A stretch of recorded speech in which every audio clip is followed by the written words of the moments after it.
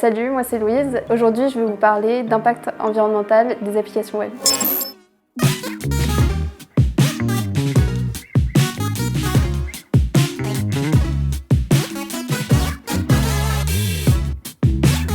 Le numérique, c'est un domaine clé dans notre transition énergétique parce que, au fur et à mesure des années, on a une augmentation des gaz à effet de serre équivalents sur le domaine du numérique. C'est environ 6% de croissance par an et les modèles de prédiction ils prédisent que cette croissance va augmenter.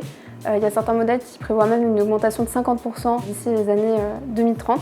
Donc c'est vraiment un enjeu clé d'éco-concevoir les produits qu'on développe. Donc c'est pour ça que ça m'intéresse particulièrement ce sujet. Pour pouvoir s'améliorer, on va faire des mesures environnementales. Pour un impact environnemental, ce qui est important, c'est de visualiser quel est le périmètre de ce qu'on veut mesurer. Et dans le cadre des applications web, souvent c'est représenté en 3 tiers. Le terminal utilisateur, l'infrastructure réseau et les serveurs, sachant que un des consensus scientifiques sur le sujet, c'est que le terminal utilisateur va représenter la majorité de l'impact. Pourquoi? Parce qu'il y a à la fois son utilisation qui va demander beaucoup d'énergie et aussi le processus de fabrication qui est très gourmand en termes de ressources environnementales. Du coup, il y a plein d'outils qui existent pour mesurer l'impact environnemental des applications web. EcoIndex, Carbon Analyzer, GreenFrame, on a Website Carbon également. Tous ces outils, ils vont passer par ce qu'on appelle des proxy mesures. Les proxy mesures, c'est vu qu'on ne peut pas calculer directement l'équivalent CO2 de notre système, on va passer par des proxy mesures. Donc ça peut être la durée d'utilisation de l'application web,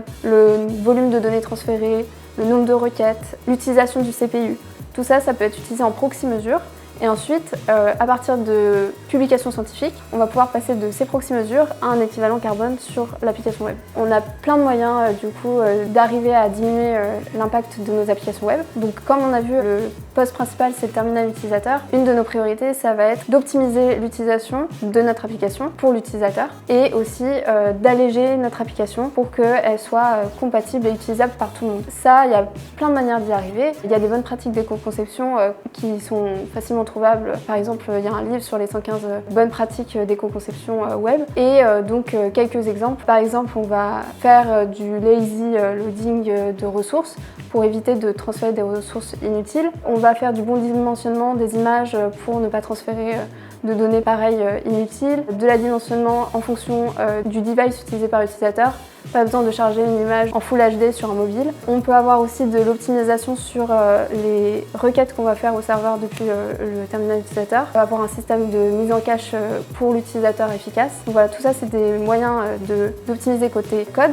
Et il y a aussi des bonnes pratiques d'éco-conception de produits où on va développer un parcours utilisateur optimisé. On va retirer tout ce qui est superflu pour que l'application soit au final plus légère. Si vous voulez aller plus loin sur le sujet de l'impact du numérique sur l'environnement, il y a plusieurs ressources disponibles. Premièrement, le Shift Project qui a sorti plusieurs rapports sur l'impact du numérique sur l'environnement. Le site de Green IT qui liste plein de ressources gratuites. Et on a également un cours en ligne fait par la Green Foundation qui vient former sur quelqu'un qui n'a pas forcément de base sur le sujet et donner différents leviers d'action pour améliorer son application web.